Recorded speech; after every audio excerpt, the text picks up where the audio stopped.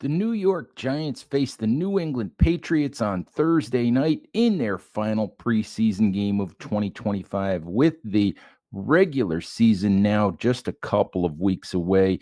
Ed Valentine of Big Blue View here with some pregame thoughts about the Giants, about the roster, about the game, and what I thought we would do with the Big Blue View mailbag overflowing with questions as we get closer and closer to the season. I thought that we would use today's podcast to go through some additional questions. Please, as always, submit your questions to the bigblueview@gmail.com email address.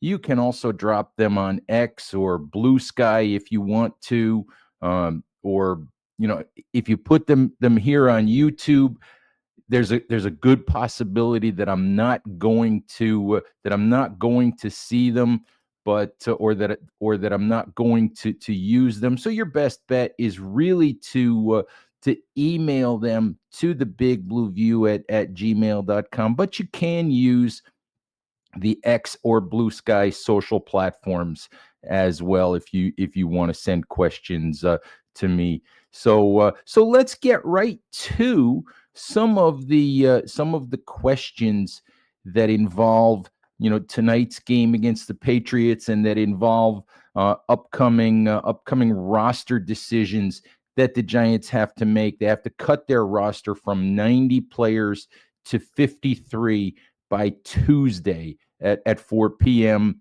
Eastern time. And of course, that makes this a nervous time for a lot of guys who aren't sure what their NFL futures hold. So let's get to some questions. Thomas Sabulis asks, do I think that the Giants will be dangling Jameis Winston as trade bait anytime soon, given the strong performance of Jackson Dart? Thomas, Assistant General Manager Brandon Brown addressed this the other day, and he said, Jameis wants to be here. We want him here. Gave examples of how he's been a really good teammate and a really good help for Jackson Dart, staying late after practices to do extra workouts with Dart. I don't think Jameis Winston is going anywhere. I could understand if someone calls up GM Joe Shane and offers him a ridiculous price, like a third round pick, or like a pair of day 2 picks, or something that is just over the top. I could understand if Joe Shane were to trade Jameis Winston, but I don't think that's going to happen. I don't think you're going to get that sort of, I guess, what you might call Godfather offer for Jameis Winston. I think that the Giants signed Jameis Winston to a 2-year, $8 million contract, which is backup quarterback money. They signed him with the idea that Winston would be a Giant for at least 2 years. He'll back up Russell Wilson to begin the 2025 season. And if and when they transition to Jackson Dart as the number 1 quarterback later this season, maybe next season, Winston is already in place as the perfect backup for Dart. Dart once said that Jameis Winston was the one player he would really love to have as an NFL teammate. And he's been a good influence on Dart. He's a perfect backup quarterback because he can come in and win games. Yes, he has a downside with the interceptions and some of the craziness that can happen in a Jameis Winston football game, but he is a perfect quality NFL backup quarterback. And the Giants have told us again and again, by the way that they've acted and the way that they've brought in quarterbacks over the past couple of years, they do not think Tommy DeVito is a QB2. They just do not think that is the case.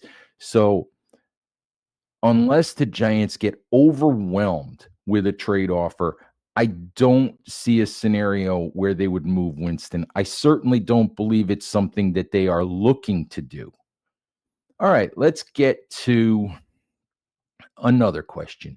Doug Mullen, the famous, infamous hero of the people when it comes to the Big Blue View mailbag, asks a question, and he said, "If I have to pick now, who do I keep and who do you cut? Dante Miller or Devin Singletary at running back, and at tight end, Daniel Bellinger or some combination of rookie Thomas Fidone or veteran Greg Dulcich." And Doug also asks, with these and other cuts, would I lean toward keeping the better player or lean toward who has upside to help more in 2026 and going forward? And Doug, I'm not going to give you a roster pick between Miller or Singletary, Bellinger or Fidone, Bellinger or Dulcich, any of that at this point. I'm going to tease you guys a little bit. My final 53-man roster projection will be out Friday morning at bigblueview.com following the conclusion of the preseason game between the Giants and the Patriots. I want to wait, make sure we have all of the evidence, all of the potential injury news before I put my stamp on a final 53-man roster projection. But what I would say is that the Giants are still a young football team, despite the fact that they have 37-year-old Russell Wilson as their starting quarterback.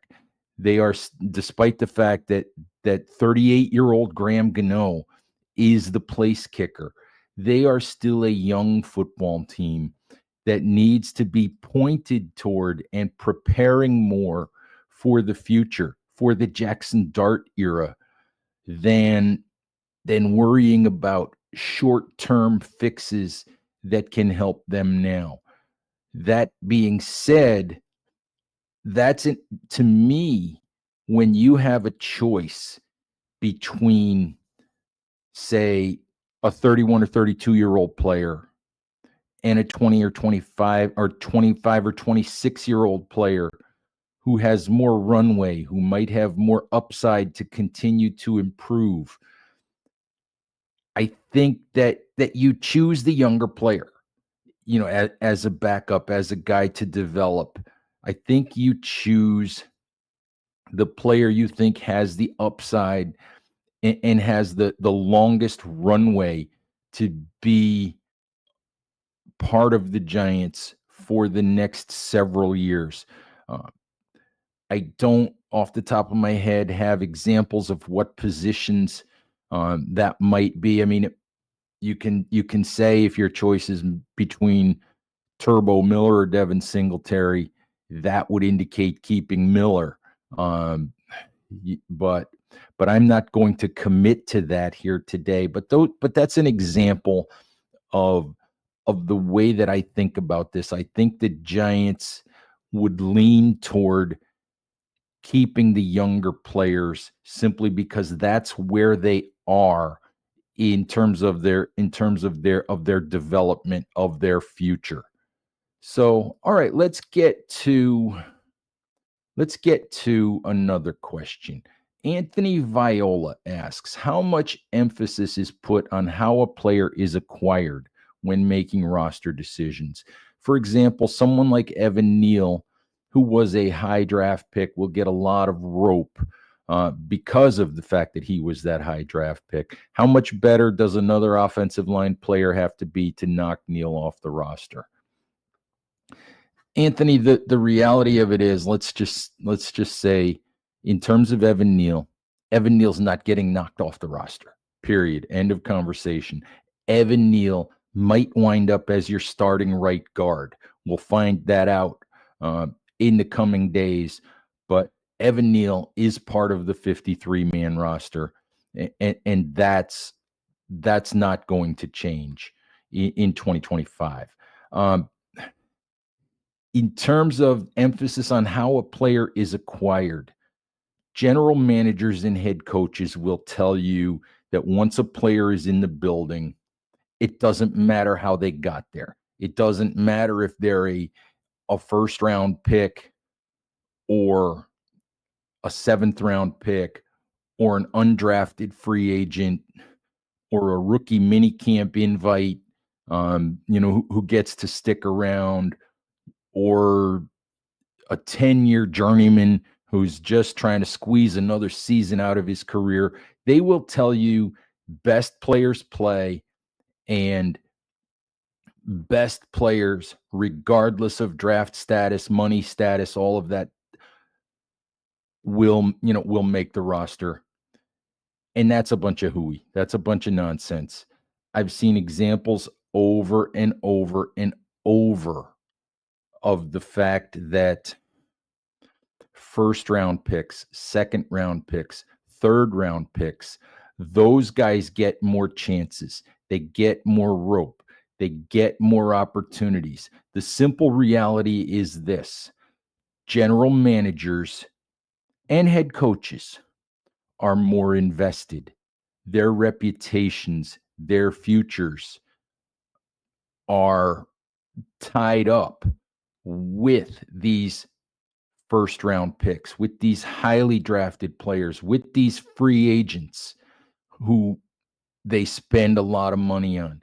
They're going to do whatever they can to prove that they were not wrong about making a personnel move that was a big one. Uh, the Giants, for example, with Evan Neal, gave him 3 years to prove that he was or was not a right tackle.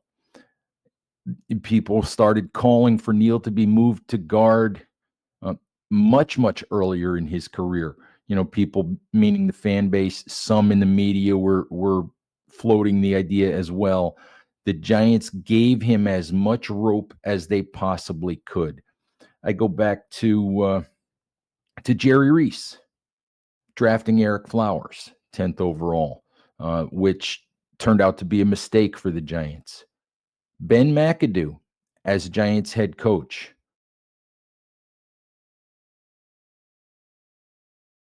move Eric Flowers from left tackle to right. I know that McAdoo wanted to make that move. Jerry Reese would not allow that move to be made, as far as what I understand.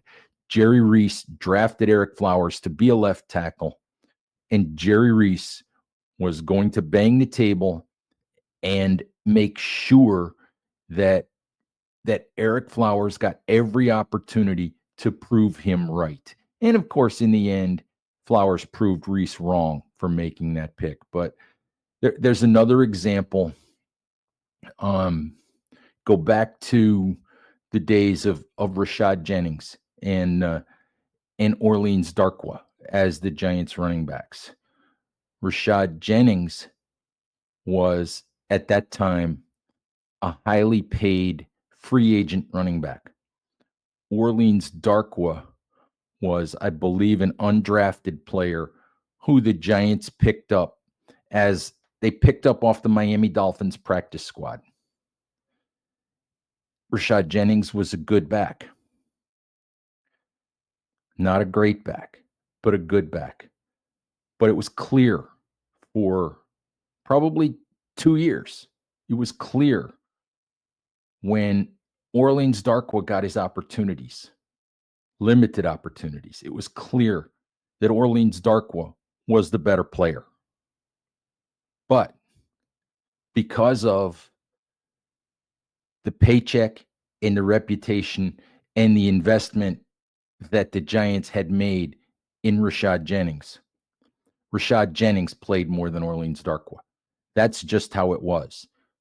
Orleans Darkwa knew that. We all knew that. That's just how the NFL operates. The guy with the big paycheck, the guy with the first round pick reputation, the guy who a franchise is heavily invested in, is going to get more opportunities. Does that affect bottom of the roster decisions? Not necessarily, but it does affect how, it does affect these guys who are first round picks and who are highly paid free agents. That's just how it is. Is it how it should be? Probably not, but it is how it works in the NFL. It just, those guys are going to get more opportunities. Nobody wants to be wrong. A GM doesn't want to be wrong. A head coach doesn't want to be wrong, and they're going to continue to try to prove that they were correct. So, like I said, that simply is how it works. All right. CT Scan, one of our favorites in the mailbag, says it wants to know about place kickers. It says, I know this is putting the cart way before the horse, but you saw the kicker make a 70+ yard field goal, in week one of the preseason. And really wants to know that when you look at that, and when you look at the increasing distance that kickers are making kicks from, whether the Giants in the upcoming draft, and yes, this is a draft question, on August 21st, before the 2025 season starts, would the Giants consider drafting a place kicker in the upcoming draft?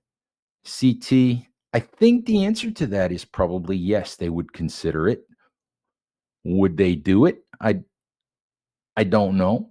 I really don't. It depends on who else is available, on what they feel their needs are, what they how many other roster spots they feel like they need to fill. It still feels like drafting a kicker like that, to me, still feels like a luxury. I know that kickers increasingly are increasingly important because of the distance that they're being asked to kick from at times. I wouldn't rule it out. I'm very curious to see how well Graham Gano kicks in 2025. I was pleasantly surprised to see Gano in the week one of the preseason make 3 kicks from outside 53 yards. The longest of which was from outside 50 yards, the longest of which was 53 yards. Watched him easily make a 55-yarder in warmups. Pleasantly surprised to see that at 38 and after 2 years of leg injuries, that Gano still has that kind of ability from distance. Does he have 58, 59, 60? I don't know. I haven't seen evidence of that. Maybe we'll see it at some point this year if the situation arises. But I still feel like that's not a kick you can expect a guy to make. Special teams coordinator Michael Gabriel said, really, when it comes to place kickers in the NFL, you want them to be virtually automatic from inside 45 yards. I mean, it used to be you wanted them to be virtually automatic from inside 35 yards. But that's the reality and the improvement in kicking now. If you can be automatic from inside 45, and I would say pretty good, pretty reliable from 45 yards out to about 53, maybe 54, then that's all you can ask for from a kicker. Still, to me, 55 yards and beyond, anything 55 yards and beyond is bonus kicking. There are plenty of guys in the league that can make that kick, but still, to me, 55 yards and beyond is bonus. It's exceptional. It's something you can't count on no matter who the kicker is. But I do agree that if the Giants can find, and Jude McAtomney, the young man from Rutgers who's on the team with a roster exemption as an international player, Jude McAtomney's not going to be the answer. I've watched him this summer, and very strong leg, but remaining to be very inconsistent. I've seen him miss extra points in practice with no rush. I've seen him miss kicks from 40 to 43, 44 yards with no rush, with just taking the snap and having the ball put down. And you can't rely on a guy like that. You just can't. You can't have that in the NFL.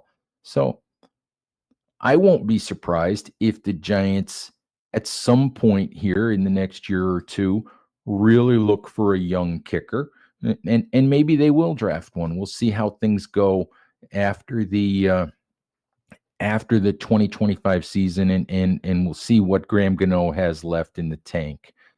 All right, that's it for the questions.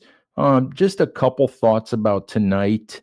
Uh, I think that we'll get some indication of how the roster is going to shake out based on who plays and who doesn't. Really, what you want to look for if you want indications that player X, Y, and Z is or isn't going to make the roster, there will be a handful of guys who don't get on the field tonight, and it won't be because of injury.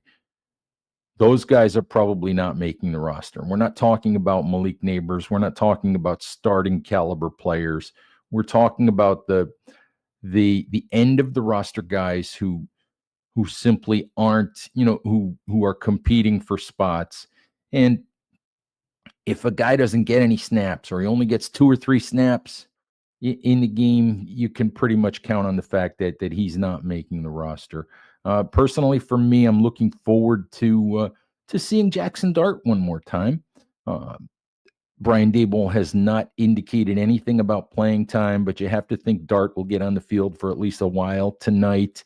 Russell Wilson's going to be the starting quarterback. This would be the last opportunity for the Giants to get Dart some on-field reps before the season started, so it would make sense if Dart were to play. Looking forward to seeing, as I have in the first couple of preseason games, who steps forward, in the backup, in the battle for backup spots at wide receiver and cornerback. So we'll see how it goes. One last preseason game. We'll have full coverage of that for you at bigblueview.com. So please, follow along with bigblueview.com all day. Check us out. Check us out on Twitter. Check out my page at Blue Sky, which is edvalentine.bsky social. So check that out as well. And please, Giants fans, remember to stay safe out there. Take care of each other, and we'll talk to you soon. Bye-bye.